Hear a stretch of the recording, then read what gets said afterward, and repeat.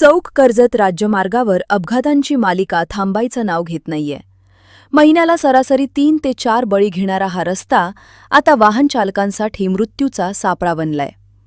शुक्रवारी सकाळी 11:15 वाजण्याच्या सुमारास या मार्गावर आणखी एका निष्पाप तरुणाला आपला जीव गमवावा लागलाय. कर्जत तालुक्यातील बीड बुद्रुक येथील रहिवासी असलेला 24 वर्षीय जितेश हिराजी रुठे हा तरुण आपल्या दुचाकीवरून कर्जतवरून चौकच्या दिशेनं जात होता.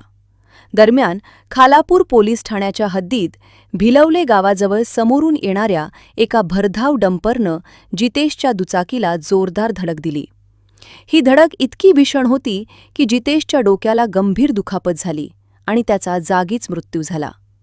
अपघात घडताच डंपर चालक गजानन रमेश चव्हाण हा घटनास्थळावरून फरार झाला. घटनेची माहिती मिळताच खालापूर पोलीस ठाण्याचे पोलीस उपनिरीक्षक विशाल पवार आणि पोलीस हवालदार आबासाहेब गेंड यांनी सहकाऱ्यांसह तातडीनं घटनास्थळी धाव घेतली. पोलिसांनी जितेशचा मृतदेह शवविच्छेदनासाठी चौक ग्रामीण रुग्णालयात पाठवला असून फरार डंपर चालक गजानन चव्हाण विरोधात गुन्हा दाखल केलाय.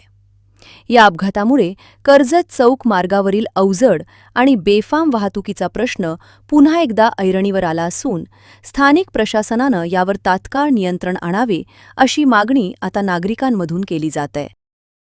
जनोदयकरिता मनोज कळमकर, खालापूर. जनोदय